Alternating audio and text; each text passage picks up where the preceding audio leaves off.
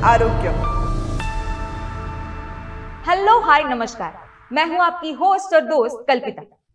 आप सभी का स्वागत है एक विशेष प्रोग्राम में जिसका नाम है आरोग्य। दोस्तों, आजकल हमें बहुत सारे हेल्थ इश्यूज का सामना करना पड़ता है। उनमें से एक हेल्थ इशू ऐसा है जो बहुत ही अनप्रेडिक्टेबल और आजकल बहुत चर्चा में होने वाला है।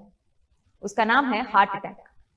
तो आखिर हार्ट अटैक क्यों होता है, इसका निदान कैसे किया जाए, इसके इलाज क्या है, ये जानते हैं आज के हमारे इस एपिसोड में। हमारे साथ आज स्टूडियो में मौजूद है फेमस आयुर्वेदिक डॉक्टर और wellness consultant doctor Prem Joshi ji. आइए उनका स्वागत करते हैं। Welcome to the show doctor. Thank you. तो डॉक्टर, मैं आपसे ये पूछना चाहूंगी कि हार्ट अटैक होना मतलब क्या होना, व्हाट इज हार्ट अटैक? पहले समझते हैं कि हार्ट हमारे शरीर में क्या काम करता है। हार्ट हमारे शरीर का एक बहुत ही महत्वपूर्ण अवयव है जिसका काम है पूरे शरीर को रक्त प्रवाह या ब्लड सर्कुलेशन करना। ब्लड में वैसे तो सारे न्यूट्रिएंट रहते हैं, लेकिन जो सबसे इंपॉर्टेंट चीज होती है वो है ऑक्सीजन, जो बाकी न्यूट्रिएंट के साथ हार्ट पूरे शरीर को सप्लाई करता है। हार्ट को भी खुद को ब्लड की जरूरत पड़ती है। जो हार्ट की धमनियां होती है, रक्त वाहिनियां होती है, जिन्हें हम कोरोनरी आर्टरीज कहते हैं, उसके द्वारा हार्ट को भी ब्लड मिलता है। कई कारण से उन आर्टरीज में धीरे धीरे कोलेस्ट्रॉल और कुछ एक तरह से कचरे के जैसे जमा होने लगता है ओवर द ईयर्स, और धीरे धीरे वो ब्लॉक बनता है, जिससे आर्टरी के अंदर का जो भाग होता है जिसे ल्यूमेन कहते हैं वो धीरे धीरे सिकुड़ने लगता है और रक्त प्रवाह की जगह कम होती है। लेकिन फिर भी ये हार्ट अटैक का कारण नहीं होता है। हार्ट अटैक होता है रक्त के क्लॉट से या रक्त के गड्ढे से। जैसे हमें कोई इंजरी होती है तो पूरा ब्लड नहीं जाता है। अगर मैं किसी बाल्टी में एक छोटा सा भी छेद करूं, बाल्टी पानी से भरी है, तो कुछ समय में हो सकता है एक आध घंटे में वो बाल्टी धीरे धीरे पूरे पानी को ड्रेन आउट करेगी। लेकिन हमारे शरीर में नहीं ऐसा होता है। अगर मैं हमारे शरीर में एक होल करूं तो पूरा ब्लड ड्रेन आउट नहीं होता। इसका कारण है कि हमारे शरीर में एक मैकेनिज्म है, एक रक्त में ही एक व्हाइट कण होते हैं जिसे कहते हैं प्लेटलेट्स, जो इंजरी के टाइम इकट्ठा होके एक तरह से रक्त का गट्ठा बना के, ब्लड का क्लॉट बना के उस इंजरी को रोक देते हैं या सील कर देते हैं। ये जो प्राण बचाने वाली प्रक्रिया है वही हार्ट अटैक में प्राण घातक हो जाती है। अच्छा। क्योंकि ब्लॉकेज के अंदर भी, हमारे आर्टरी के अंदर भी जो ब्लॉकेजेस बने हैं उनमें छोटा मोटा वियर टियर मतलब तोड़ फोड़ होती रहती है। उस तोड़ फोड़ को हमारा शरीर एज ए इंजरी ट्रीट करता है और प्लेटलेट आके वहां पे जमा हो जाते हैं। जो आर्टरी पहले ही ब्लॉकेज की वजह से 70 या 80% ब्लॉक है और उसमें अगर टियर होता है तो ये प्लेटलेट आके इमीडिएटली वहां पे जमा हो जाते हैं और वो आर्टरी कंप्लीट ब्लॉक हो जाती है, मतलब ब्लड आगे पहुंचना बिल्कुल बंद हो जाता है। इस अवस्था में आगे ऑक्सीजन नहीं मिलता है जिसके वजह से पेन होता है, और ऑक्सीजन न मिलने की वजह से हार्ट के मसल्स धीरे धीरे डेड होने लगते हैं। इस पूरी प्रक्रिया को हार्ट अटैक कहा जाता है। अभी आपने जो बताया कि हमें अंदरूनी इंजरी होती है, इसके वजह से हार्ट अटैक आ सकते हैं, तो ऐसे बाहरी क्या कारण हैं जिनके वजह से हार्ट अटैक आ सकता है? हार्ट अटैक आने के बहुत से कारण हैं। सबसे पहले हमको ये पता करना है कि हार्ट अटैक में जो ब्लॉकेजेस बनते हैं उसी के वजह से आगे चल के उन्हीं ब्लॉक में टूट फूट होने की वजह से या क्रैक आने की वजह से हार्ट अटैक आते हैं। तो हार्ट अटैक के जो ब्लॉक बनने के जो कारण हैं, जिनको हम हार्ट के रिस्क फैक्टर्स कहते हैं, बहुत सारे हैं। कुछ ऐसे होते हैं जिन्हें हम बदल सकते हैं, कुछ ऐसे होते हैं जिन्हें हम नहीं बदल सकते। जिन्हें हम नहीं बदल सकते हैं उन्हें हम नॉन मॉडिफाइबल कहते हैं, जैसे कि बढ़ती हुई उम्र, उसका हम कुछ नहीं कर सकते। मेल में फीमेल से ज्यादा होता है, तो अगर कोई मेल होके पैदा हुआ है तो वो भी कुछ नहीं कर सकते। कुछ एक कारण होता है हेरिडिटरी, अगर आपके माता पिता किसी को हार्ट का ऐसी कोई बीमारी है तो आपको होने के भी चांसेस बढ़ जाते हैं। होगा ही ऐसा नहीं है, पर चांसेस बढ़ जाते हैं। ये सब कारण हम चेंज नहीं कर सकते।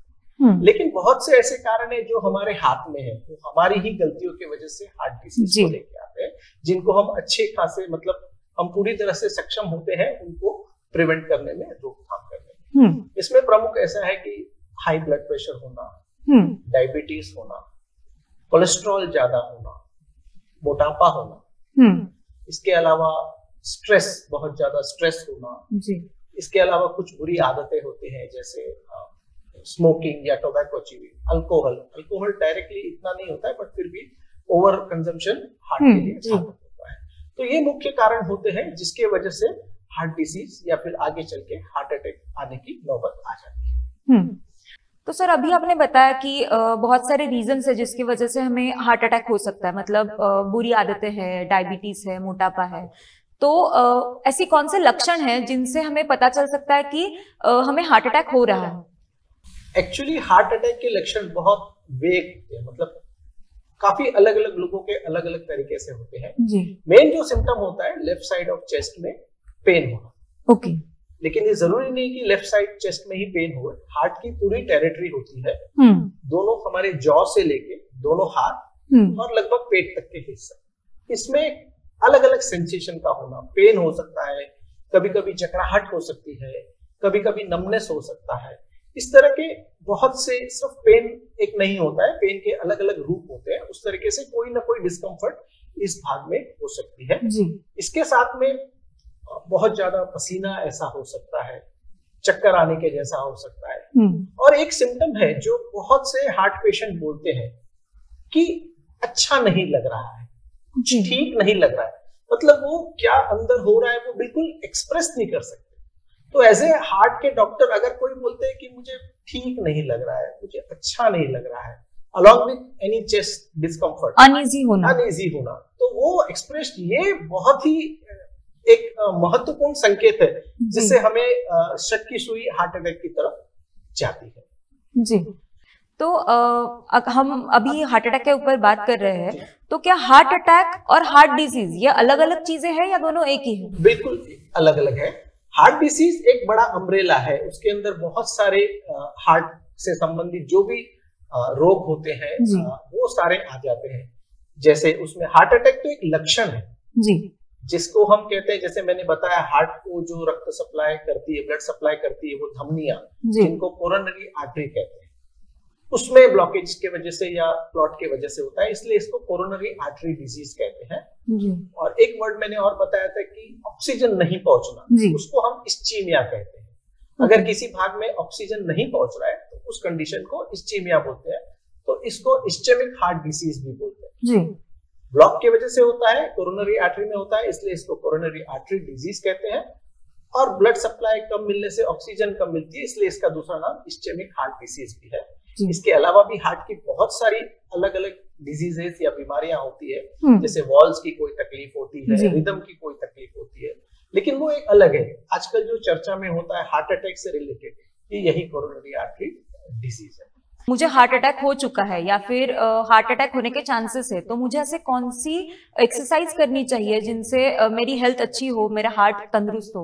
हार्ट अटैक जो इतना कॉमन हो गया आजकल, इसका मेन ये है कि हम एक्सरसाइज नहीं करते, हम लोग सेडेंटरी लाइफ जीते हैं जी। हम लोग लिफ्ट में जाते हैं, कार में जाते हैं, एसी में सोते हैं, पानी का ग्लास भी उठा के नहीं, उसके लिए भी हम प्यून या किसी को बुलाते हैं।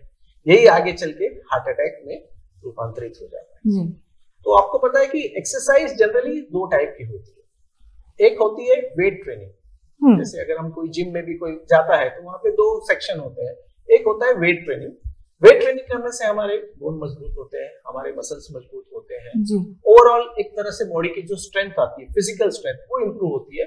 दूसरा एक सेक्शन होता है जिसको हम कहते हैं कार्डियो एक्सरसाइज। कार्डियो का मतलब ये हार्ट के लिए एक्सरसाइज। तो जो भी एक्टिविटी या एक्सरसाइज जिससे हमारे हार्ट की रेट, हार्ट की धड़कन बढ़ जाती है, वो सारे इसके अंदर आते हैं। क्योंकि अगर हार्ट की रेट बढ़ती है मतलब हार्ट फास्ट काम कर रहा है, हार्ट में खून का सर्कुलेशन फास्ट जा रहा है, तो ये धीरे धीरे ब्लॉकेज जो बनते हैं उसको ये रोकने में सहायक होते हैं। और जितना हार्ट में सर्कुलेशन बढ़ता है उतने हार्ट की आर्टरी जो डेवलप होती है, बहुत सारी आर्टरी होती है, तो फ्यूचर में अगर कहीं ब्लॉक भी हो तो हमारे पास अल्टरनेट नेटवर्क रहता है। तो इसमें सबसे मेन इंपॉर्टेंट है, जैसे मैंने बताया कि हार्ट रेट बढ़ाने वाली जो भी एक्टिविटी है, जैसे ब्रिस्क वॉकिंग हो गया, जॉगिंग हो गया, साइकिलिंग हो गया, स्विमिंग हो गया, जो भी एरोबिक एक्सरसाइज है, ये सारी हार्ट के लिए अच्छी है। एक्टिविटी के साथ साथ हमको स्ट्रेस पे भी काम करना होता है। जी। उसके लिए हमको योगा एक्सरसाइज करनी है, बॉडी की स्ट्रेचिंग करनी है, कई हद तक प्राणायाम या जो हम मेडिटेशन ध्यान करते हैं जी। ये भी देखा गया है कि हार्ट डिसीज या और जो भी लाइफस्टाइल डिजीज है उसको कम करने में बहुत ही मददगार साबित हो सकता है। तो आयुर्वेद में ऐसा क्या लिखा गया है जिससे हमारा हार्ट बहुत ही तंदुरुस्त हो जाए या फिर बहुत मजबूत हो जाए, जो ये सारे ब्लॉकेजेस होना या फिर इन सारे प्रॉब्लम को खुद ही रोक सके? बिल्कुल, आयुर्वेद में एक बहुत अच्छी चीज कही गई है। सबसे पहले खाने पीने के बारे में, तो मित आहार। मित आहार मतलब कम खाना जी। और एक बता दूं, आयुर्वेद में दो तरीके के रोग होते हैं। एक जिसको कहते हैं संतर्पण जन्य, एक होता है अपतर्पण जन्य। संतर्पण जन्य मतलब हमने कुछ एक्स्ट्रा खा लिया है, कुछ एक्स्ट्रा ले लिया है जी, उसके वजह से होता है। और अपतर्पण मतलब हमको कुछ खाने नहीं मिला, मतलब लैक ऑफ न्यूट्रिशन, कुछ चीज की कमी। तो पहले आज से एक शताब्दी पहले जो बहुत से रोग होते थे वो अपतर्पण जन्य होते थे। माल न्यूट्रिशन, खाने नहीं मिल रहा है या प्रॉपर न्यूट्रिशन नहीं अवेलेबल नहीं थे, रिसोर्सेस उस तरह के हो रहे थे। अब वो परिस्थिति बिल्कुल उल्टी हो गई। अब संतर्पण जन्य रोग होने लग गए हैं, मतलब एक्सेस के वजह से। किसी चीज की कमी नहीं है, किसी चीज की ज्यादा है। इसके लिए संस्कृत में कहा गया है कि अति सर्वत्र वर्जेत जी। ऐसा नहीं कहा है कि अति बुरे काम की नहीं करनी चाहिए, अति अच्छे काम की भी नहीं करनी चाहिए। अगर कोई न्यूट्रिशन है, कोई अच्छी खाना अच्छा है, जरूरी है, लेकिन अगर आप अति करोगे तो वो आपको बहुत ही नुकसान करता है। इसलिए खाना कम खाना है, क्वांटिटी में भी कम खाना है और फ्रीक्वेंसी में भी कम खाना है। ये आयुर्वेद ने बहुत पहले जान लिया, जो आजकल के सारे डाइटिशियन इंटरमिटेंट फास्टिंग बोलते हैं या पता नहीं क्या क्या बोलते हैं। शाम को आजकल आप सुने होंगे कि हर कोई डाइटिशियन ये तो बोलेगा कि शाम के बाद नहीं खाना जी। तो आयुर्वेद में पहले ही खाने के बारे में बहुत कुछ बताया है। जब भी हम भोजन खाने बैठे, पहले तो है कि भूख लगी होगी तभी खाना खाना है जी। हम लोग घड़ी के हिसाब से खाते कि लंच टाइम हो गया है, अब भूख लगी है नहीं लगी है, पहले जो हमने खाया है वो पचा है नहीं पचा है, इसका कोई हम ध्यान नहीं रखते जी। तो भूख लगने पे खाना। दूसरी बात है कि आधा पेट खाना है। जितनी भूख लग रही है उसका आधा पेट हमको जो भी आहार सॉलिड जो हम खाते हैं, रोटी सब्जी दाल चावल, उससे भरना है। 1/4 चौथाई जो हिस्सा है वो हमको पानी से भरना है और बचा हुआ 1/4 हमको भोजन को मूव करने के लिए खाली छोड़ना है। तो इस तरीके से अगर करते हैं तो बहुत हद तक ये जो भी हार्ट डिसीज और इसके जो कारण बताए गए उससे हम बच सकते हैं। मैंने बहुत बार सुना है, बहुत बार देखा भी है कि जिन्हें हार्ट प्रॉब्लम होते हैं या फिर हार्ट अटैक हो चुका है, उन्हें ब्लड गाढ़ा होने की या पतला होने की गोलियां दी जाती है। तो क्या उन गोलियों को उन्हें हर बार लेना पड़ता है या वो गोलियां छूट भी जाती है उनकी? नहीं, छूट नहीं जाती है, क्योंकि वो गोलियां एक प्रिवेंटिव होती है। जैसे मैंने बताया था हार्ट अटैक क्यों होता है, तो मैंने बताया था कि प्लेटलेट एग्रीवेट हो जाते हैं। तो ये जो प्लेटलेट की जो प्रक्रिया है उसको हमको थोड़ा सा कम करना होता है, इसलिए हम ब्लड थिनर देते हैं, जिसको एक्चुअली एंटी प्लेटलेट दवा कहते हैं। ओके। नॉर्मल भाषा में हम खून पतला करने की दवा कहते हैं, पर टेक्निकल नाम है एंटी प्लेटलेट। मतलब जो प्लेटलेट की वजह से क्लॉट बनता है उसकी एक्टिविटी को कम करने के लिए, जो क्लॉट बनने की बॉडी की टेंडेंसी है उसको बंद नहीं कर सकते हैं। नहीं तो जैसे बताया मैंने कि बाल्टी से पानी जाता है वैसे छोटी सी हो जाता है। कई बार एंटी प्लेटलेट का ओवरडोज होता है तो इंटरनल ब्लीडिंग हो जाती है, बट वो चेक एंड बैलेंस रखना एक कुशल डॉक्टर का काम है कि कितना देना है कितना। लेकिन वो एंटी प्लेटलेट दवा है, उसको नहीं बंद करना चाहिए अगर आपको। लेकिन दवा के अलावा आयुर्वेद में भी कई एंटी प्लेटलेट है। अच्छा। जैसे लहसुन एक बहुत ही उत्तम एंटी प्लेटलेट है या ब्लड थिनर है, इसका आयुर्वेद में वर्णन किया है, तो वो भी हम ले सकते हैं। कांदा है जो नॉर्मल प्याज, उसमें भी ऐसे कई रसायन होते हैं, केमिकल्स होते हैं जो खून को पतला रखने में मदद करते हैं। जी डॉक्टर, अगर किसी को हार्ट अटैक हो रहा है तो ऐसी सिचुएशन में उसे क्या करना चाहिए? बिल्कुल, जैसे मैंने बताया कि अगर किसी को छाती में दर्द हो रहा है या सीने में जलन जैसा कुछ होती है, जिसको अधिकतर लोग एसिडिटी या इस तरह से निग्लेक्ट करते हैं, तो कुछ एसिडिटी की दवा पी लेते हैं। ऐसी कोई भी सिचुएशन है जहां पे चेस्ट में डिस्कम्फर्ट है, जलन है, उसके साथ थोड़ी घबराहट या थोड़ी अनइजीनेस है, तो इस तरह के सिम्टम्स को इग्नोर नहीं करना चाहिए। तुरंत हमें हमारे डॉक्टर से संपर्क करना चाहिए। और सिम्टम्स अगर बहुत ज्यादा है तो हमें किसी ऐसे हॉस्पिटल में जहाँ पे हार्ट का इलाज हो सकता है, आईसीयू, या अगर पॉसिबल है तो जिसको हम कहते हैं कैथ लैब, मतलब जहाँ पे एंजियोग्राफी या एंजियोप्लास्टी की सुविधा होती है, ऐसे सेंटर में या ऐसे हॉस्पिटल में तुरंत जाने की कोशिश करनी चाहिए। और घर में घरेलू इलाज करके समय बर्बाद करना बिल्कुल ही उचित नहीं। हम जैसे देखते हैं कि हार्ट अटैक किसी भी उम्र के व्यक्ति को हो सकता है, लेकिन इसका ज्यादातर प्रभाव जो ओल्ड एज लोग होते हैं उन पर होता है। तो ऐसे किस तरह से ये खतरा उम्र के साथ बढ़ता जाता है? उम्र के साथ, जैसे हमने पहले भी कारण बताया, उसमें बढ़ती हुई उम्र एक कारण है, क्योंकि जैसे बताया कि ब्लॉकेजेस की वजह से होते हैं। तो ये ब्लॉकेज बनना प्रोग्रेसिव डिजीज है, धीरे धीरे जैसे जैसे आपकी उम्र बढ़ेगी वैसे वो ब्लॉकेजेस बढ़ते हैं और उम्र के साथ इसका खतरा बढ़ते जाता है। बट अभी हमने देखा है कि हमारे पास 18-18 साल के या 20-20 साल के भी व्यक्ति आने लग गए हैं हार्ट अटैक से, जो बहुत अनफॉर्चुनेट है। उम्र का डेफिनेटली इसमें रिलेशन है, लेकिन वो रिलेशन भी जैसे मेल और फीमेल का जो डिफरेंस था वो कम होने लगा है। वो अभी उम्र का भी कोई इसमें तकाजा रहा नहीं है। मतलब हम ऐसे नहीं बोल सकते कि इस उम्र में है तो हमें नहीं ही आएगा, हम श्योर नहीं हो सकते। डेफिनेटली रिस्क कम रहती है, जैसे उम्र बढ़ती है रिस्क बढ़ती है, बट ऐसे कोई सेफ या 100% कोई ब्रैकेट नहीं है कि जहां पे नहीं आ सकता। जी डॉक्टर, हार्ट अटैक के पेशेंट को अपने जीवन में कौन सा आहार इंक्लूड करना चाहिए?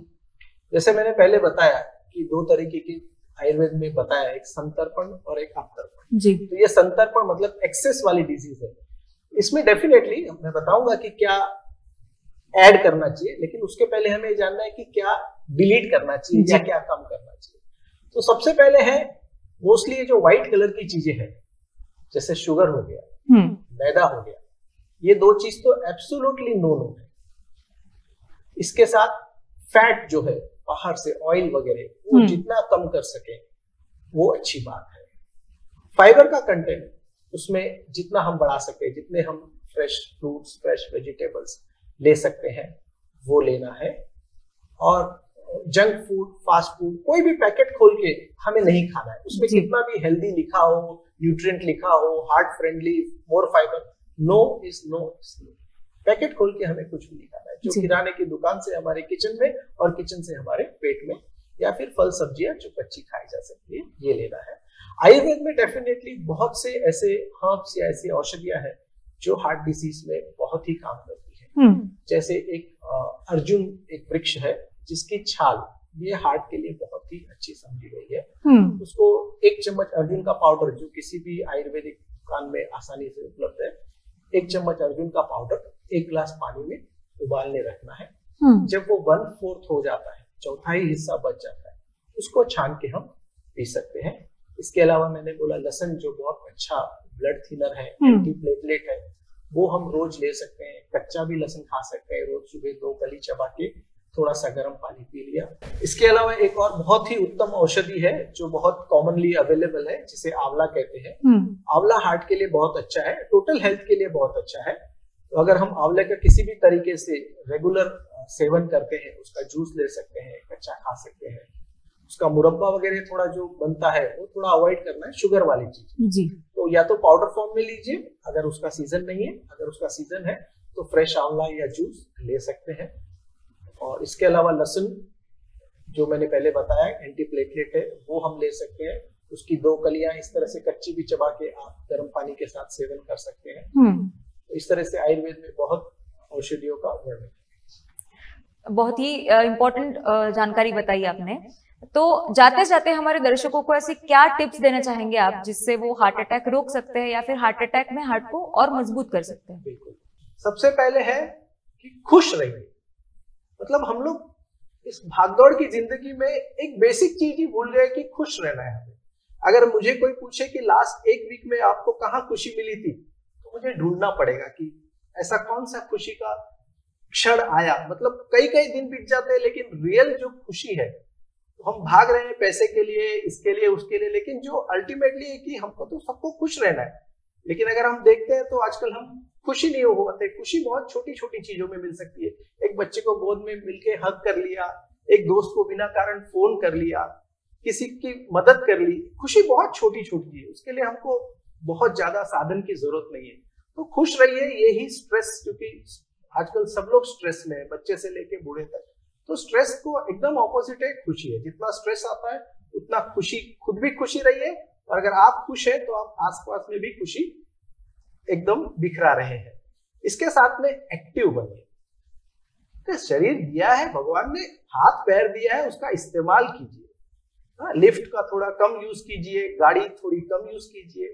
अगर नहीं पॉसिबल है तो दौड़िए, दौड़ते रहिए। तो ये हार्ट डिसीज कभी जो दौड़ते हैं, मतलब कैसा होता है, बचपन में दौड़ते हैं लेकिन ओवर द टाइम 20, 25, 30 साल के बाद दौड़ना बंद हो जाता है।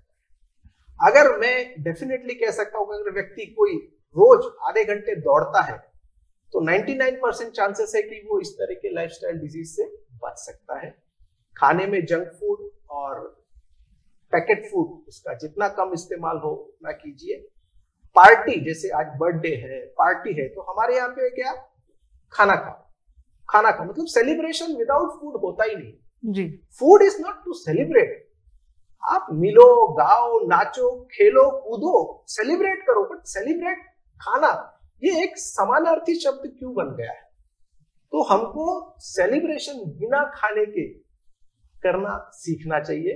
इस तरह से अगर हम छोटी छोटी चीजों का ध्यान रखेंगे तो डेफिनेटली हम इस बहुत बड़ी समस्या जो आजकल सब जगह छाई हुई है, उससे डेफिनेटली अपने आप को बचा सकते हैं। Thank you so much doctor, आपने बहुत ही छोटी छोटी चीजें बताई लेकिन वो बहुत ही कारगर है। आप यहाँ पर आए, अपने अपना कीमती समय निकाला, उसके लिए आपका बहुत बहुत शुक्रिया। धन्यवाद। धन्यवाद दोस्तों, अब आपकी होस्ट और दोस्त कल्पिता को इजाजत दीजिएगा। फिर मुलाकात होगी आरोग्यम के अगले एपिसोड में।